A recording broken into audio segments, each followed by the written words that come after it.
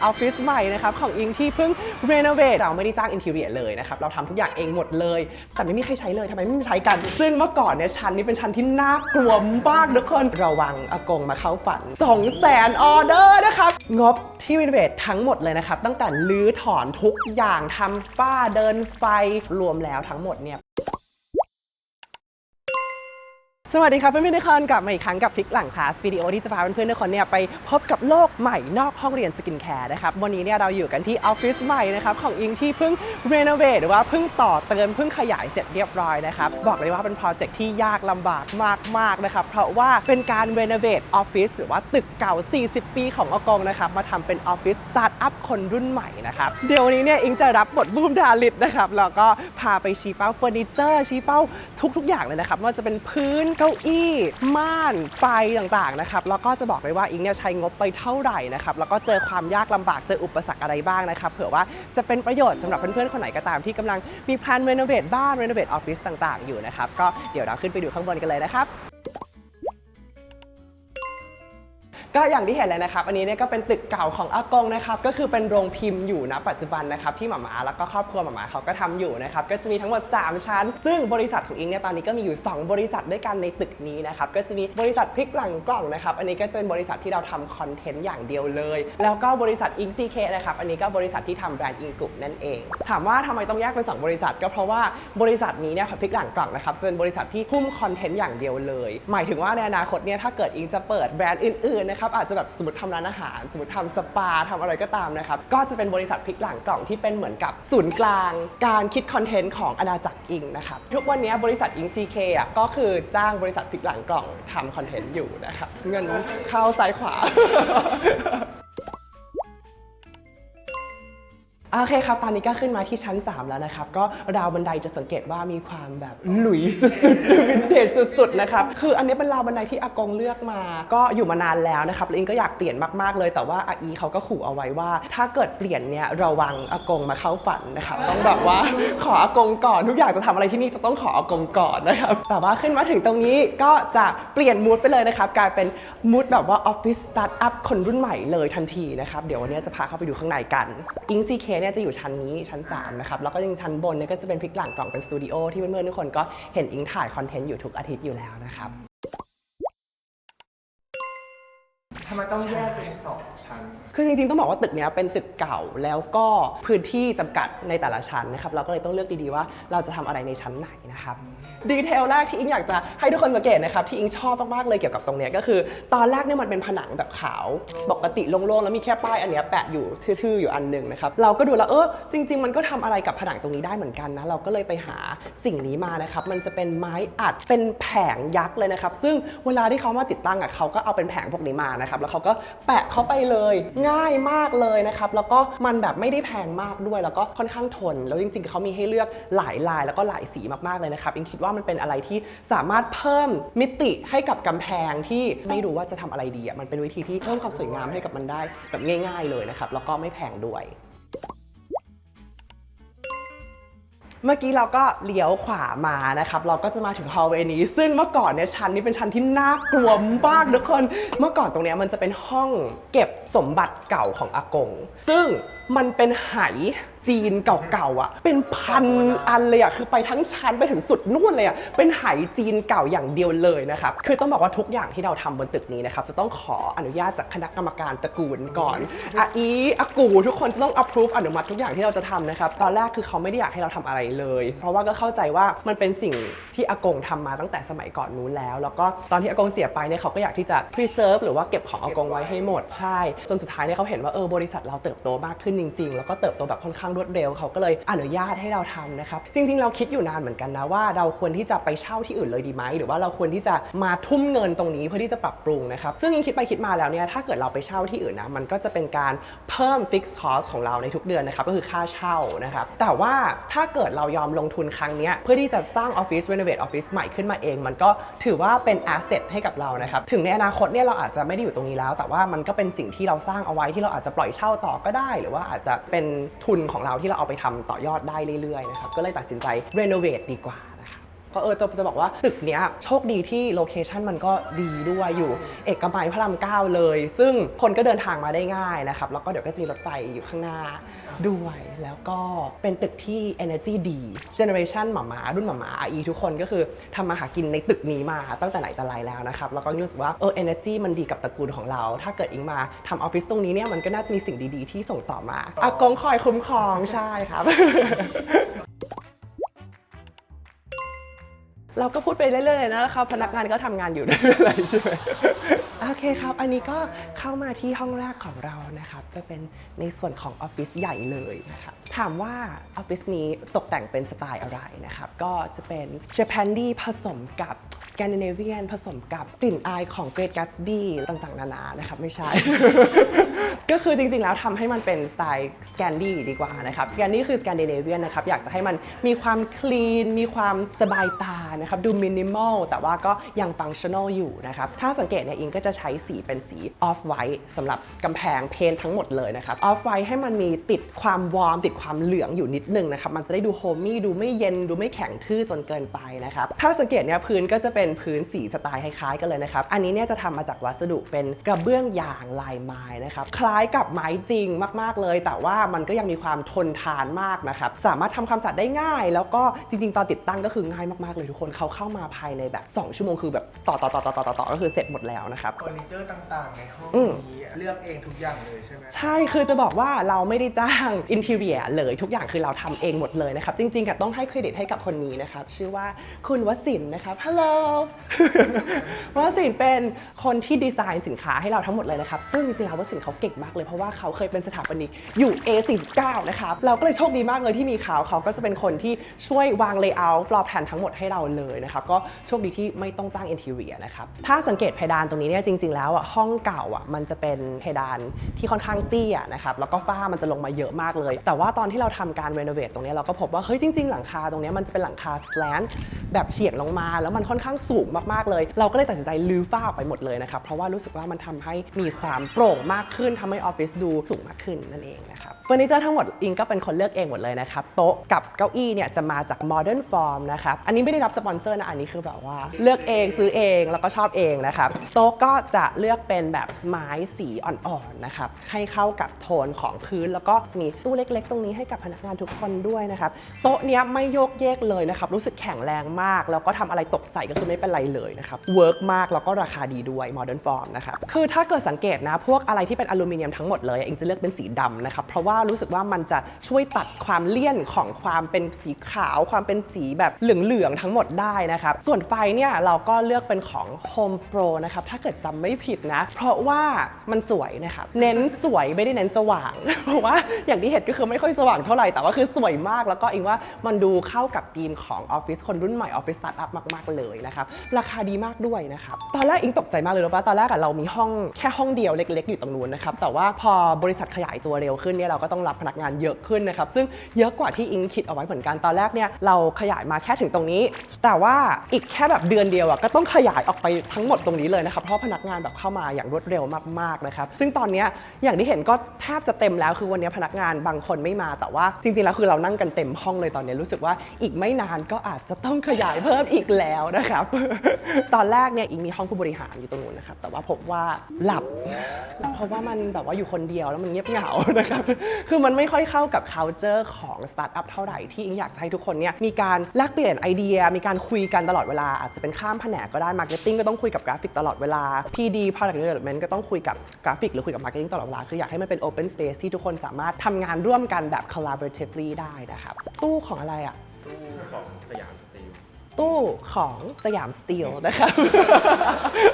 จริงๆมันก็คือตู้ทั่วไปเลยแต่ว่าเราเลือกสีให้มันเข้ากับออฟฟิศใช่ไหมเราเลือกเป็นสีขาวมันก็จะดูสบายตาดูมินิมอลมากขึ้นนะครับคือออฟฟิศเนี้ยอิงก็จะแยกฟังก์ชันของแต่ละแผนกอยู่เหมือนกันนะครับอย่างโต๊ะเนี้ยก็จะเป็นโต๊ะมาร์เก็ตติ้งส่วนตรงเนี้ยก็จะเป็นโต๊ะฝั่งของอิงที่เป็นคอนเทนต์ของพลิกหลังกล่องนะครับแต่ว่าแผนกหนึ่งหรือ2แผนกที่อิงต้องแยกออกไปเลยเนี่ยเพราะว่าเขาจะมีเสียงดังนิดหนึ่งนะครับก็คือแผนก printing print order ต่างๆนะครับแล้วก็ แผนกบัญชี ซึ่งเขาต้องทำงานร่วมกันอยู่แล้วก็เลยให้เขาไปอยู่ในห้องนู้นเป็นห้องที่มีประตูกันนะครับฮัลโหลอู้งานอยู่เหรอทำอะไรกันอยู่ อันนี้การ์ตูนนะครับการ์ตูนเป็นคนปริ้นออเดอร์ของเรานะครับไหนการ์ตูนปริ้นไปกี่ออเดอร์แล้ววันนี้ วันนี้ปริ้นไปแล้ว600ออเดอร์ หรอ อันนี้พูดจริงเหรอ อ๋อ เพราะว่าช่วงนี้แคมเปญใช่ไหม44 ใช่ไหมการ์ตูนปริ้นไปทั้งหมดกี่ออเดอร์แล้วตั้งแต่มาทำงานที่เนี่ย พูดได้หรือเปล่านะ พูดได้ 200K 200,000 ออเดอร์นะครับการ์ตูนว้าวก็คือผ่านปรินเตอร์ตัวเนี้ยเครื่องเดียว 200,000 ออเดอร์แล้ว คือ นะ น้ ค อ รั ง บ ไม่ไหวแล้วคือน้องแบบ น้องจะตายแล้ว ให้น้องหายใจหน่อย อ๋อ ออเดอร์ก็จะมี 2 คนนะครับ แล้วก็ตรงนี้ก็จะมีแผนกบัญชีอีก 2 คนนะครับ มิ้ง ฮัลโหลหายกล้องหน่อย ก็จะนั่งอยู่ตรงนี้นะครับ จริงๆ ห้องนี้เป็นห้องแรกของเราเลย ถ้าสังเกตมันเลยธีมมันเลยจะหลุดนิดนึง ห้องนี้ก็เลยจะเน้นเป็นสีขาวซะส่วนใหญ่ครับ ก็จะหลุดธีมนิดนึง อันนี้คือโต๊ะผู้บริหารนะครับ โต๊ะของอิง ก็จะเป็นคนเดียวที่ได้เก้าอี้ของ Urban Villa นะครับโต๊ะก็จะประมาณนี้แหละ อิงก็โต๊ะเหมือนกับทุกคนเลย เพราะว่าอยากจะให้มีการแบบว่า collaborate กันตลอดเวลานะครับ ไม่ได้อยากจะนั่งอยู่คนเดียว อุดอู้อยู่คนเดียวนะครับ พนักงานทุกคนที่นี่ก็จะได้ MacBook 1 เครื่องนะครับ แล้วก็ได้หน้าจอเดลอีก 1 อันเหมือนกันนะครับ เฮ้ย ใช้ดีไหม ใช้ดีมาก ใช่ทำไมทำเสียงแบบนั้น ส่วนกราฟิกเนี่ยก็จะได้เป็น Mac Studio 1 อันนะครับ แล้วก็จอก็จะเป็นจอที่เหมาะกับการทำกราฟิกมากขึ้นนะครับ ตอนนี้รับสมัครอีก 1 ตำแหน่งนะครับ Junior Graphic อีก 1 คนใช่ไหมหรือเรารับแล้ว รับแล้ว โอเคไม่รับละอ่ะตัดออกนะครับตัดออกรับไปแล้ว ตอนนี้รับสมัครอยู่อีก 2 ตำแหน่งนะครับ ก็คือตัดต่อ 1 คนแล้วก็ R&D Skincare อีก 1 คนนะครับ ถ้าเกิดใครสนใจก็ส่งอีเมลมาได้ที่ hr@inguskin.com นะครับตรงนี้น่าสนใจ อันนี้นะครับก็จะเป็นกล่อง Recycle ของเรานะครับ ออฟฟิศของเราเนี่ยก็จะค่อนข้างให้ความสำคัญกับ sustainability หรือว่าความยั่งยืน เพราะมันก็เป็นหนึ่งในค่านิยมขององค์กรของเราเหมือนกันนะครับ เพราะฉะนั้นก็เป็นอะไรที่เราพยายามที่จะ practice ในออฟฟิศของเราเองด้วยนะครับ ตรงนี้ก็จะเป็นถัง Recycle เนอะพนักงานอิงกุทุกคนเนี่ยก็จะมีสิทธิ์เบิก Skincare ของเราไปใช้ได้นะครับ ซึ่งถ้าเกิดใครใช้หมดแล้วเนี่ยก็สามารถเอาของมารีไซเคิลตรงนี้นะครับแล้วเราก็จะให้เซตใหม่ไปให้ใช้นะครับได้ใช้สกินแคร์ฟรีนะครับพนักงานที่นี่ทุกคนบอกเลยว่าต้องผิวปังทุกคนนี่ไงก็จะมีแยกเป็นฝั่งของเป็นทูบนะครับแล้วก็ฝั่งเป็นแคปตรงนี้เนี่ยเดี๋ยวเราก็จะเอาไปส่งไปรีไซเคิลต่อนะครับอันนี้ก็จะเป็นห้องประชุมที่ 2 ของเรานะครับเราจะมีห้องประชุมทั้งหมด 2 อันห้องประชุมนี้เนี่ยเป็นความภาคภูมิใจของอิงนะครับมันเป็น focal point เป็นส่วนที่สวยที่สุดของออฟฟิศอันนี้แล้วนะครับเพราะว่าเราขึ้นโครงเหล็กอลูมิเนียมสีดำมาแล้วเราก็จะใช้เป็นกระจกลอนๆแบบนี้นะครับรู้สึกว่ามันให้ความโปร่งใสแต่ว่าก็ยังมีความทึบอยู่ยังมีความแบบว่าให้ privacy กับคนที่อยู่ด้านในอยู่นะครับเดี๋ยวพาเข้าไปดูข้างในกันดีกว่าอันนี้ก็คือห้องประชุมที่ 2 ของเรานะครับก็มีความสวยงามมากๆเลยภูมิใจห้องนี้มากๆเลยนะครับมีไฟที่ดูแบบโมเดิร์นมากๆเป็นสีดำเหมือนกันนะครับให้เข้ากับพวกอลูมิเนียมต่างๆที่เป็นสีดำของเราเนอะส่วนตรงนี้ก็จะเป็นทีวีนะครับแล้วก็ตรงนี้เป็นบอร์ดนะครับคือเป็นกระจกแต่ว่าสามารถเอาปากกาเนี่ยมาเขียนโน้ตต่างๆได้นะครับแล้วก็ตรงนี้เราก็จะเป็นกำแพงที่ทำมาจากไม้อัดเหมือนกันนะครับเป็นเจ้าเดียวกับที่ทำป้ายข้างหน้าบริษัทของเราเลยคือตอนแรกทั้งกำแพงตรงนี้มันจะมีแค่กระจกตรงนี้กับทีวีใช่ไหมแล้วอิงรู้สึกว่ามันโล่งไปนิดนึงอิงว่ามันเพิ่มลูกเล่นให้กับกำแพงได้ก็เลยสั่งตัวนี้มานะครับเป็นอะไรที่อย่างที่บอกเลยทำให้เพิ่มมิติให้กับกำแพงได้ง่ายมากๆเลยแล้วก็ราคาดีด้วยนะครับเดี๋ยวเราจะพาไปอีกห้องหนึ่งของเรานะครับเป็นห้องที่น่ารักมากๆเลยก็คือห้องนอนของอิงเองนะครับไม่ใช่มันคือ living room ของเรานะครับว้าวเป็นห้องที่เราใช้ทาวน์ฮอลล์ต่างๆนะครับแล้วก็เป็นห้องนั่งเล่นแหละที่จริงๆแล้วช่วงพักเบรกพักเที่ยงหรือว่าเลิกงานก็สามารถมาใช้กันได้ทุกคนเลยนะครับคือห้องนี้ตกแต่งแบบอบอุ่นเลยนะครับอิงต้องการให้มันแบบเป็นห้องนั่งเล่นที่บ้านเลยอย่างแรกเลยที่จะสังเกตได้นะคือเพดานจะเตี้ยเพราะว่าความที่เพดานอยู่เตี้ยมันจะให้ความรู้สึกของความโฮมี่ความโคซี่มากขึ้นนะครับผนังกับพื้นเนี่ยจะเป็นวัสดุเดียวกันกับห้องนู้นเลยแต่ว่าอิงจะเลือกโทนสีที่มันวอร์มมากขึ้นเป็นความเป็นไม้มากขึ้นนะครับจะได้ดูอบอุ่นเนาะก็มีทีวีนะครับให้มาเล่น Nintendo Switch ได้นะครับบอร์ดเกมกับเกมต่างๆนะครับมีหนังสือ Skincare นะครับอันนี้ก็ให้ฝั่งที่ต้องทำคอนเทนต์เกี่ยวกับ Skincare มาอ่านได้นะครับหนังสือพวกนี้มันดีมากทุกคน Skincare Decoded นะครับเป็นเล่มที่แบบอิงให้ทางฝ่าย Marketing แล้วก็ฝ่ายคอนเทนต์มาอ่านตลอดมันจะพูดถึงส่วนผสมต่างๆนะครับก็พนักงานที่นี่จริงๆถ้าเกิดอยากจะอ่านหนังสือหรือว่าอยากจะศึกษาอะไรเพิ่มเติมเนี่ยอิงก็ออกงบให้หมดเลยนะครับใช่มีงบจัดไว้ให้ใครอยากจะ จะเรียนคอร์สออนไลน์ใครอยากจะซื้อหนังสืออะไรนู่นนั่นก็คือสามารถมาบอกอิงได้เลยนะครับเพราะรู้สึกว่ามันเป็นการ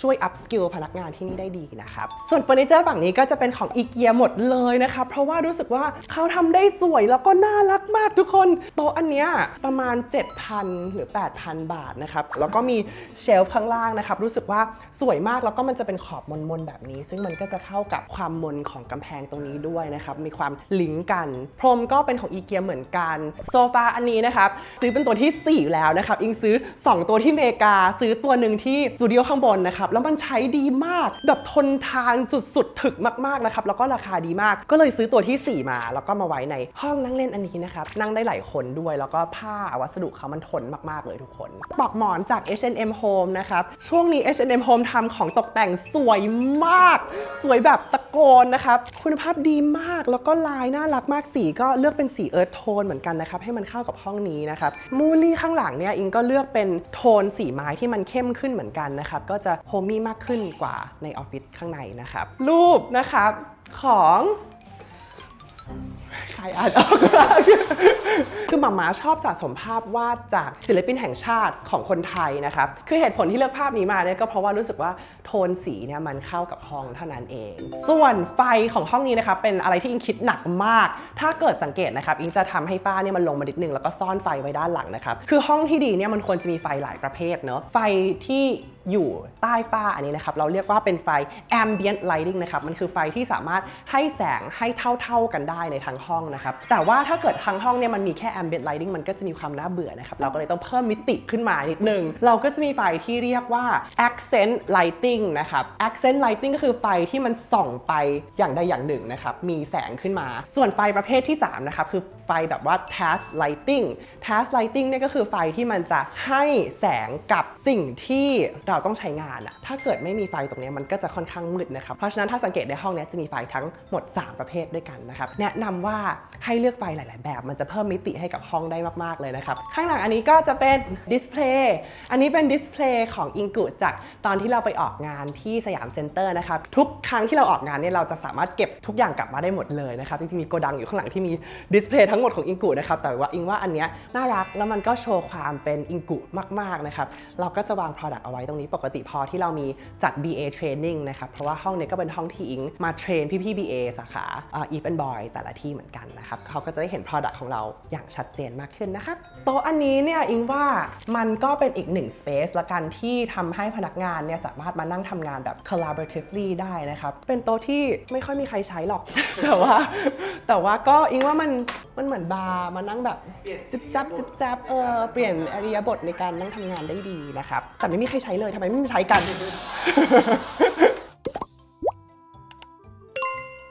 ถัดมาจากห้องนั่งเล่นนะครับอิงก็ทำเป็นแพนทรีเล็กๆให้กับพนักงานทุกคนได้มีพื้นที่มาชงกาแฟ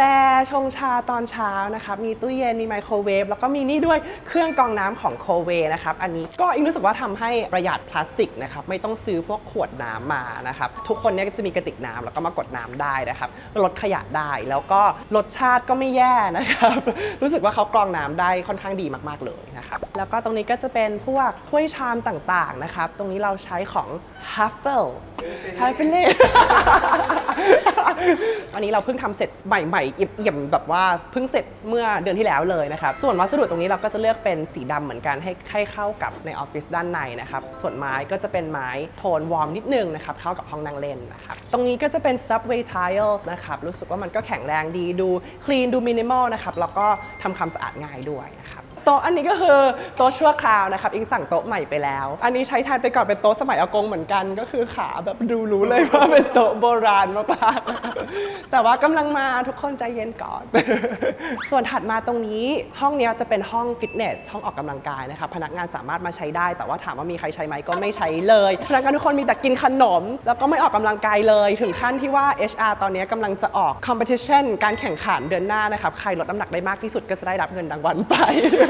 เดี๋ยวพาไปดูข้างในนิดนึงก็ได้ครับจริงๆอิงจะชอบมาออกกำลังช่วงตอนบ่ายๆเพราะว่าช่วงบ่ายเนี่ยเป็นช่วงเวลาที่อิงจะง่วงมากๆเลยแล้วก็จะหลับนะครับต้องมาออกกำลังเพื่อให้มี energy ในการทำงานออกกำลังเสร็จก็กลับไปทำงานต่อนะครับตรงนี้ก็จะเป็นลานออกกำลังกายเหมือนกันนะครับช่วงเย็นๆพนักงานของออฟฟิศหมาๆข้างล่างเขาก็จะขึ้นมาแอโรบิกกันตรงนี้นะครับก็จะมีกระจกให้นิดนึงโอ้ ยห้องนี้ดีจังไม่เคยเข้ามาเลยอะห้องนี้ก็คือห้องเก็บสต็อกห้องที่ 3 ของเรานะครับอันนี้น่าจะเก็บเป็น body line ของเราอยู่ในห้องนี้นะครับถ้าสังเกตเนี่ยก็จะเป็นห้องที่ติดแอร์เยอะมากนะครับแล้วก็เป็นห้องที่ไม่มีกระจกเลยเพราะว่าสกินแคร์เนี่ยเป็นอะไรที่มันจะเซนซิทีฟต่อแสงแล้วก็ความร้อนนะครับเพราะฉะนั้นเนี่ยเราก็เลยต้องคุมอุณหภูมิแล้วก็คุมแสงทั้งหมดในห้องนี้ตลอดนะครับเปิดแอร์24 ชั่วโมงเลยเข้าใจว่ามันก็ค่อนข้างใช้พลังงานเยอะนะครับแต่ว่าวงการสกินแคร์เขาต้องเก็บแบบนี้นะครับเป็นมาตรฐานที่ดีที่สุดแล้วคือของตรงนี้เนี่ยมันก็จะมาจากโรงงานของเรานะครับที่นครปฐมมาถึงตรงนี้เสร็จเราก็จะเก็บเอาไว้ก่อนแล้วก็ถึงเวลาตอนออเดอร์มาเนี่ยเราก็จะลงไปแพ็คกันด้านล่างนะครับเราเก็บเองแพ็คเองทุกอย่างส่งเองหมดเลยนะครับ คำถามที่หลายๆคนน่าสนใจมากคือใช้งบประมาณเท่าไหร่ในการรีโนเวททั้งหมดงบที่รีโนเวททั้งหมดเลยนะครับตั้งแต่รื้อถอนทุกอย่างทำฝ้าเดินไฟทุกอย่างไปจนถึงเฟอร์นิเจอร์ถึงขั้นทีวีแอร์รวมแล้วทั้งหมดเนี่ยประมาณ2 ล้านนะครับเยอะอยู่นะครับแต่ว่ารู้สึกว่าก็ไม่ได้บานปลายนะทุกอย่างคืออยู่ในงบที่เราเซตไว้ตั้งแต่ต้นนะครับปัญหาที่เจอเลยนะครับแก้ไขยังไงบ้างแบบมาแชร์หน่อยอย่างแรกเลยอย่างที่บอกไปนะครับก็คือเรื่องการได้รับการ approve ต่างๆในการ renovate นะครับเพราะนี่ไม่ใช่ตึกของเราด้วยจริงๆทุกวันนี้เราก็จ่ายค่าเช่าทางหม่าอยู่เหมือนกันนะครับเพราะว่ามันจะเป็นตึกของครอบครัวหม่าของอากงนะครับแล้วก็การที่เราจะรื้อถอนอะไรต่างๆนานาเดินไฟใหม่เดินทุกอย่างใหม่ได้เนี่ยก็ต้องได้รับการอนุมัติจากทางครอบครัวจากทางตระกูลด้วยนะครับอันนี้คือความยากลำบากอย่างที่1เนาะความยากลำบากอย่างที่2เนี่ยก็คือเพราะว่าเราไม่ได้จ้าง interior เลยนะครับเราทำทุกอย่างเองหมดเลยเป็นการเซฟคอสอย่างหนึ่งแต่ว่ามันก็จะมีความยิบย่อยมีความปวดหัวมากๆเลยนะครับเพราะว่าอิงก็ไม่ได้มีเวลาเยอะด้วยเพราะฉะนั้นเนี่ยก็เลยจะต้องมี project manager ที่ดู project ทั้งหมดตรงเนี้ยคนหนึ่งนะครับไม่งั้นงานมันไม่เดินนะครับซึ่งวสินทร์เขาก็จะเป็นคนที่หาผู้รับเหมาทุกคนมาหมดเลยอย่างที่บอกไปก็มีผู้รับเหมามัน 4-5 เจ้าแล้วนะครับที่มาทำออฟฟิศเนี้ยแต่ละคนก็จะต้องนัดคิวให้ได้เพราะว่าอย่างฝ้าเนี่ยก็จะต้องทำก่อนจะเดินไฟได้พื้นก็จะต้องมาหลังจากฝ้าทำเสร็จแล้วไม่งั้นมันจะเลอะมันมี moving parts เยอะมากๆเลยนะครับแล้วก็ช่างแต่ละคนก็มีคิวที่ยุ่งเหมือนกันอีกมันก็เลยมีหลายๆอย่างที่ทำให้โปรเจกต์มันดีเลย์ออกไปเพราะว่าผู้รับเหมามีหลายคนมีหลายเจ้านะครับอันนี้ก็เป็นความยากลำบากอย่างหนึ่งอันนี้ก็เป็นออฟฟิศของอิงกุนะครับในปีแรกที่เราทำธุรกิจกันนะครับก็อาจจะเป็นออฟฟิศที่ดูไม่ได้ใหญ่มากไม่ได้หรูหราไม่ได้หวือหวาอะไรมากมายนะครับแต่ว่าก็เป็นออฟฟิศที่อิงภาคภูมิใจมากที่สุดเลยนะครับคือตอนแรกเนี่ยอิงไม่นึกเลยนะครับว่าออฟฟิศมันจะขยายใหญ่ขนาดนี้คือทุกอย่างมันเดินได้เร็วมากๆเลยเพราะว่าเพื่อนๆทุกคนคอยสนับสนุนแบรนด์ของเรานะครับอิงรู้สึกขอบคุณมากๆเลยนะครับที่ทำให้พวกเราได้มีวันนี้นะครับได้มีออฟฟิศที่น่าทำงานที่ดึงดูดคนรุ่นใหม่ได้นะครับแล้วก็เป็นความภาคภูมิใจของพวกเราที่แบรนด์อิงกุแล้วก็บริษัทอิงซีเคกับพริกหลังกล่องมากๆเลยครับขอบคุณเพื่อนๆทุกคนมากๆสำหรับใครที่กำลังรีโนเวทบ้านรีโนเวทออฟฟิศอะไรก็ตามอยู่นะครับอิงก็อยากจะเน้นอย่างหนึ่งว่าพอมันออกมาดีแบบนี้มันเป็น energy ที่ดีมากๆเลยสำหรับทุกคนที่ทำงานอยู่ที่นี่อย่างแรกเลยคือมันดึงดูดคนเก่งๆคนรุ่นใหม่คนที่แบบเป็นสายครีเอทีฟให้อยากมาทำงานหรืออยากมาอยู่กับเรามากขึ้นอย่างที่2เลยคืออิงคิดว่าความที่เราอยู่ในพื้นที่ที่ energy มันดีมันทำให้งานของเรามันออกมาดีมันทำให้เรามีแรงบันดาลใจที่จะทำสิ่งที่ดีขึ้นนะครับซึ่งทั้งหมดตรงนี้มัน reflect ใน product หรือว่าใน business ในสิ่งที่เราทำหมดเลยนะครับเป็นอะไรที่อิงว่ามันสำคัญจริงๆแล้วก็มันส่งผลแน่นอนในงานที่ออกมานะครับอย่าคัดคอสนะครับอิงว่าทำให้มันออกมาดีก็จะเป็นผลดีกับทุกคนนะครับก็หวังว่าเพื่อนๆทุกคนจะได้ความรู้อะไรไม่มากก็น้อยแล้วกันนะครับจากวิดีโอนี้คืออิงก็บอกว่าอยากจะบอกว่าอิงก็เป็นมือใหม่เหมือนกันนะครับนี่ก็เป็นโปรเจกต์แรกของอิงเลยที่เคย renovate หรือเคยทำอะไรเป็นของตัวเองนะครับแล้วก็ปีนี้จริงๆก็มีทำบ้านเหมือนกันบ้านใหม่นะครับซึ่งก็มีเก็บความรู้หลายๆอย่างสิ่งที่อิงได้เรียนรู้จากโปรเจกต์นี้ที่จะเอาไปใช้กับโปรเจกต์บ้านของอิงด้วยนะครับก็รอติดตามคอนเทนต์นั้นได้นะครับอาจจะเสร็จช่วงสิ้นปีนี้นะครับก็สำหรับวันนี้เนี่ยก็ขอบคุณมากๆเช่นเคยนะครับที่ให้อิงได้มาเป็นส่วนหนึ่งในชีวิตของเพื่อนๆด้วยกันนะครับแล้วไว้เราเจอกันใหม่อาทิตย์หน้านะครับบ๊ายบาย